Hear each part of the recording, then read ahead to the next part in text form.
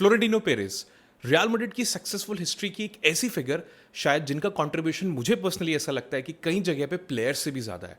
आज जो भी हमें जितनी प्राउड से हम रियल मैड्रिड को रियल मैड्रिड कहते हैं उसमें बहुत बड़ा हाथ जो है वो फ्लोरेंटिनो पेरेज का है। अगर आप देखो फ्रॉम प्लेयर साइनिंग, अगर आप उसके अलावा देखो फिनेंशियल जो इन्हांसमेंट करी है उन्होंने, जिस तरीके से रियल मैड्रिड को स्ट्रॉन्ग करा है considering without any external investment, जहाँ पे आज सारे क्लब्स जो हैं वो ऑयल मनी और इन सब चीज़ों से चल रहे हैं, रियल मैड्रिड आज भी अपने पैसों से चल रहा है एंड रन बाय सोशियोज। इसमें बहुत बड़ा हाथ जो है वो फ्लोरेंटिनो पेरेज का है, no doubt about that. But हर कॉइन के दो पहलू होते हैं। फ्लोरेंटिनो पेरेज ने अगर रियल मैड्रिड के लिए बहुत चीज़ें अच्छी भी करी हैं, तो अब कुछ लास्ट टाइम से उन्होंने कुछ ऐसी चीज़ें करी हैं जिसके लिए मुझे ऐसा लगता है कि रियल मैड्रिड उन्हें कभी माफ़ नहीं करेगी। जिस तरीके के अभी टर्मोइल में हम इस टाइम पे हैं, जिस तरीके की हरकतें इस टाइम पे रियल मैड्रिड में हो रही हैं, इनडायरेक्टली और डायरेक्टली इसका जो सारा ब्लेम है वो कहीं ना कहीं फ्लोरेंटिनो पेरेज के ऊपर जाता है। तो आज की वीडियो में मैं आपको बताऊंगा फ्लोरेंटिनो पेरेज के कुछ 5 वर्स्ट डिसीजंस जो उन्होंने रिसेंटली लिए हैं, जिनकी वजह से आज हम इस प्रॉब्लम में यहाँ पे पड़े हुए हैं।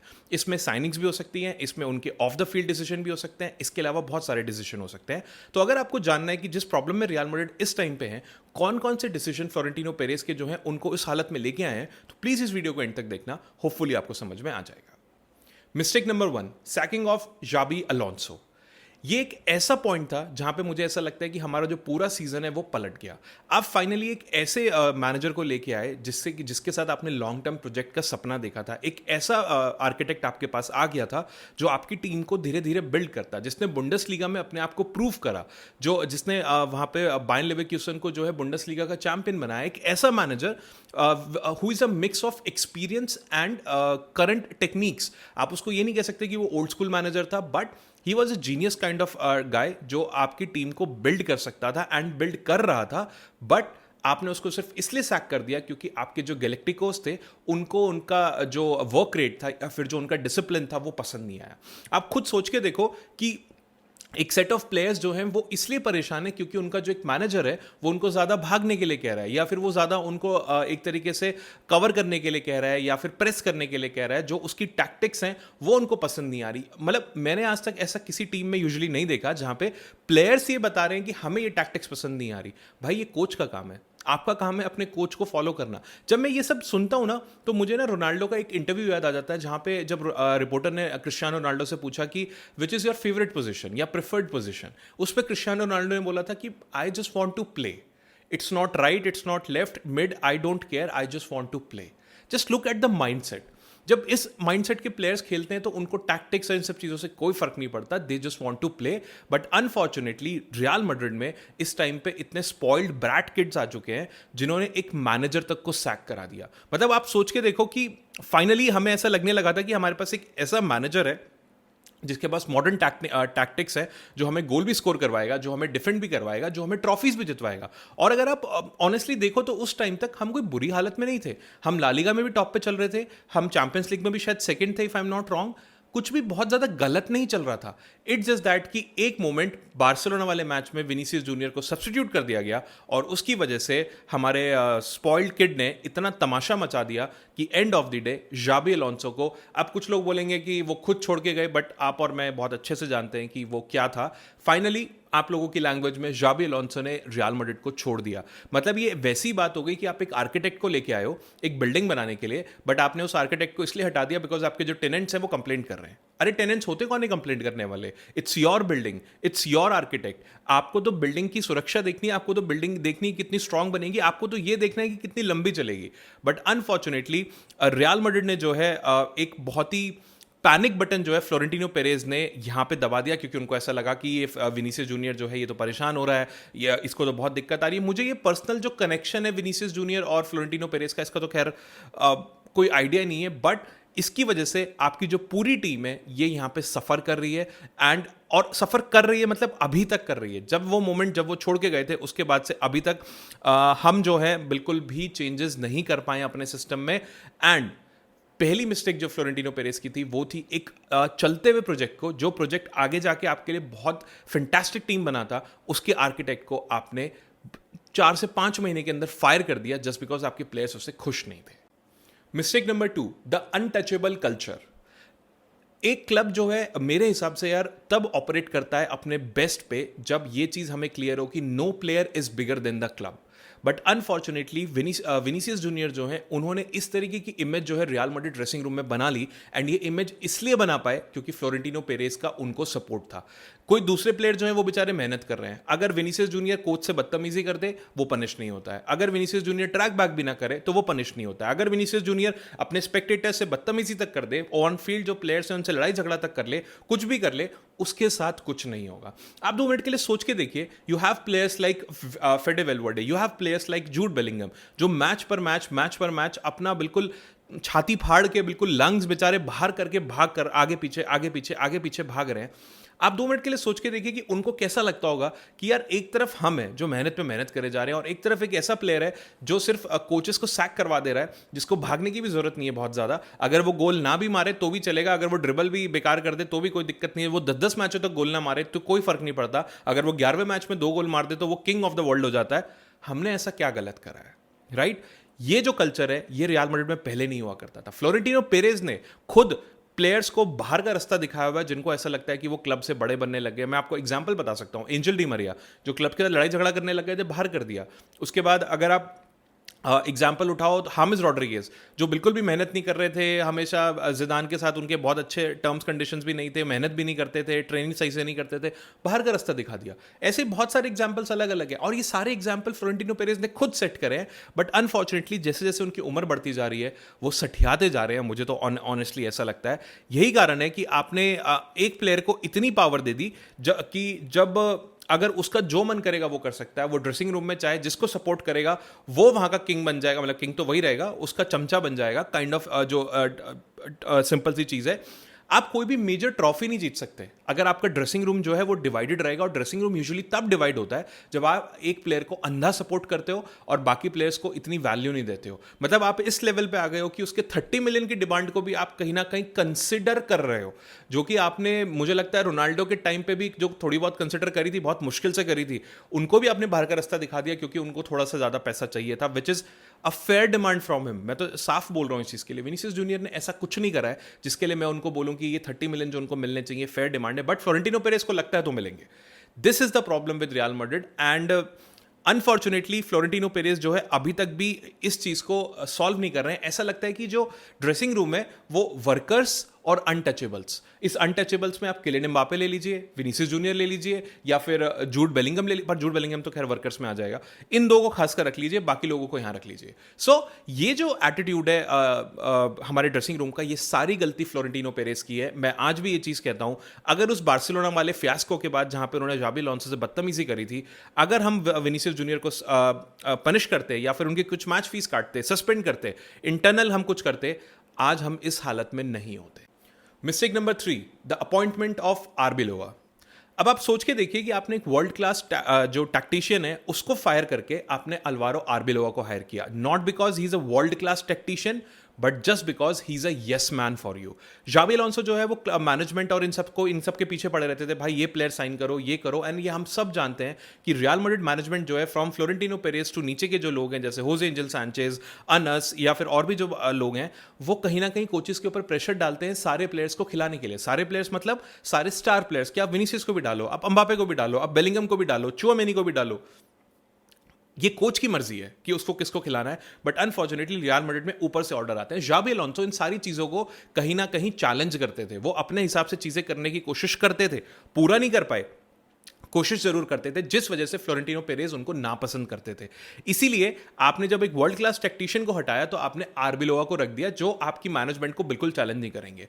No doubt about Arbeloa, Arbeloa is a hardcore Madridista, बिल्कुल ही bleeds white, but that doesn't mean सिर्फ माद्रिदिस्ता होने से क्लब नहीं चलता है यार, सिर्फ माद्रिदिस्ता होने से आप ट्रॉफीज नहीं जीत सकते हो। वो emotion feeling is very good, I respect that, but end of the day I want my club to win. But unfortunately Perez की जो ईगो थी, पेरेज की उस ईगो ने एक वर्ल्ड क्लास जो कोच था उनको हटा के आपने एक यस मैन को यहाँ पे कहीं ना कहीं साइन करा दिया। मतलब आप सोच के देखो कि आपने क्लब लेजेंड को एक तरीके से अंडर द फायर फेंक दिया विदाउट एनी मौका दिए। यानी कि जाबी अलोंसो को आपने क्या मौका दिया? कुछ भी नहीं दिया। एटलीस्ट आप उनको एक सीजन देते, वो आपको कुछ तो करके दिखाते, तब तो शायद आप यहाँ पे कहीं ना कहीं मानते कि यहाँ पे कुछ ना कुछ होता। उसके बाद मैं आरबी लोवा की भी वो गलती नहीं बोलूंगा। आपने आरबी लोवा को उनको हटा के बस के नीचे फेंक दिया। And Arbeloa is doing right now, Arbeloa is just trying to survive this season. वो जैसे तैसे, हाँ नहीं जी सर हो जाएगा, हाँ विनीसियस भाई आपको खिला देंगे, हाँ जी एम्बापे सर आपको भी खिला देंगे, हाँ जी हाँ हाँ सर मैं देख लूंगा कर लूंगा, मेरी गलती है, फलाना डिकाना, ऐसे करके इस तरीके से जो है वो इस टाइम पे ड्रेसिंग रूम को चला रहे हैं। इस जैसे ड्रेसिंग रूम को चलाने के लिए आपको यस मैन नहीं चाहिए होता, आपको एक लीडरशिप चाहिए होती है।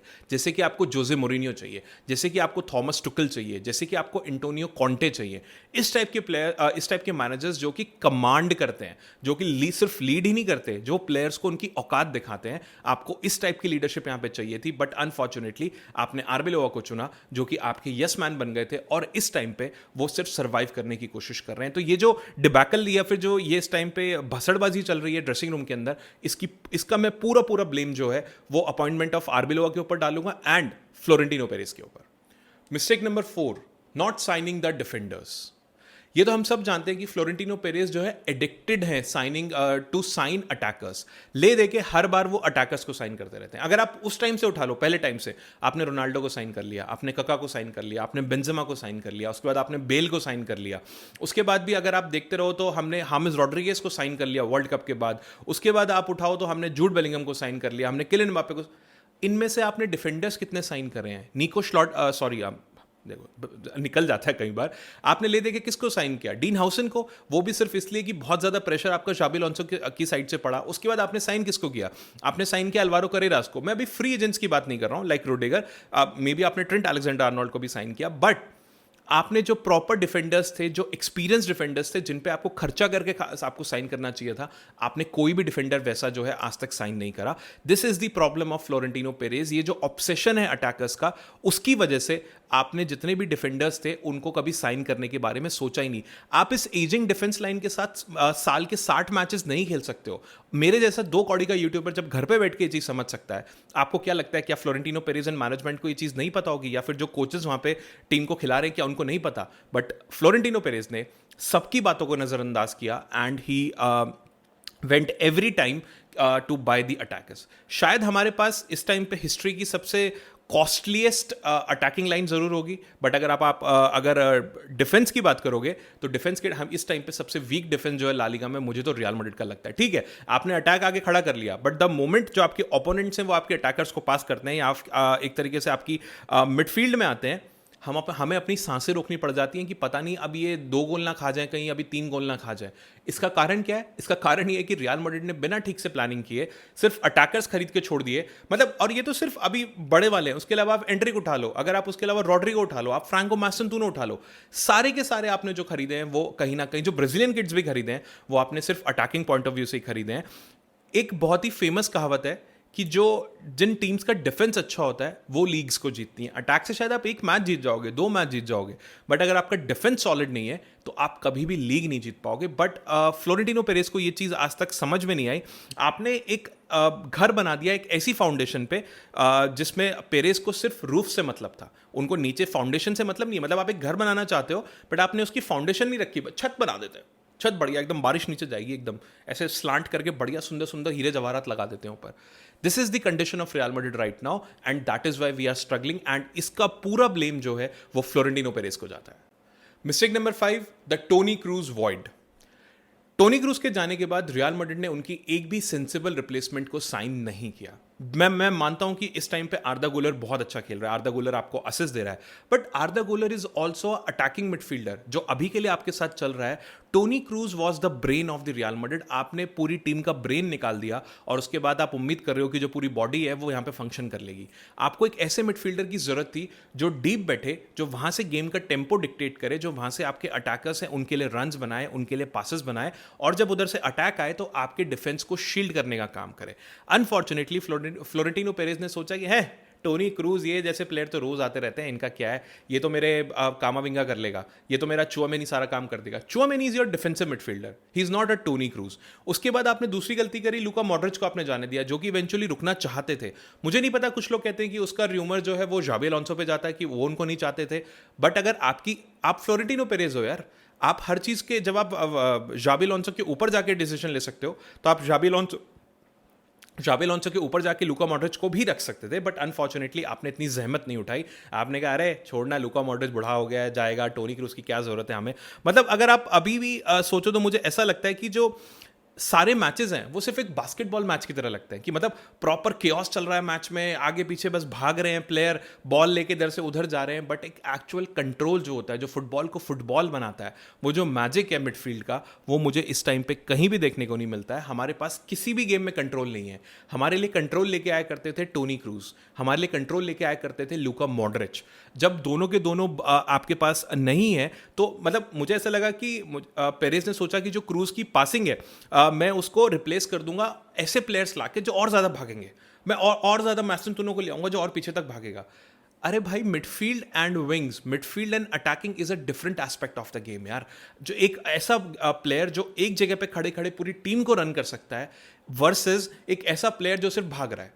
अगर आपको ऐसी भागने वाले प्लेयर चाहिए तो आप उसेन बोल्ट को साइन कर लेते भाई, इसमें तो कोई बहुत बड़ी बात नहीं थी। बट अनफॉर्चुनेटली फ्लोरेंटिनो पेरेज ने इतना सोचा ही नहीं, एंड जो ये पंट उन्होंने रनिंग वाला लिया, ये बिल्कुल रियल मैड्रिड के अगेंस्ट चला गया। शायद आप गोल्स को भी रिप्लेस कर दोगे, आपने विनीसियस एंड अम्बापे जो है इस चीज के लिए साइन करें डेफिनेटली, बट आप इजीली रिप्लेस नहीं कर सकते उस बंदे को जो आपकी पूरी टीम को कंट्रोल करता है, जो बिना भागे कंट्रोल करता था, जो आपके सारे अटैकर्स के लिए रन बनाता था, जो टेम्पो जो है टीम का वो कहीं ना कहीं कंट्रोल करता था। बट अनफॉर्चुनेटली पेरेज जो है वो कंप्लीटली फेल हो गए एक ऐसे मिडफील्डर को रिकॉग्नाइज करने के लिए, या फिर एक ऐसे गैप को रिकॉग्नाइज करने में जो पूरी टीम को इस टाइम पे हॉन्ट कर रहा है। और इसका ब्लेम किसी को भी नहीं दे सकते हैं, इसका पूरा ब्लेम जो है वो फ्लोरेंटिनो पेरेज पे जाएगा, बिकॉज एक वही मोमेंट था जो आपको सारे मैचेस जितवा सकता था। बट अनफॉर्चुनेटली आपकी एक गलती की वजह से, उस वॉइड की वजह से रियल मैड्रिड सारे मैचेस इस टाइम पे हार रही है।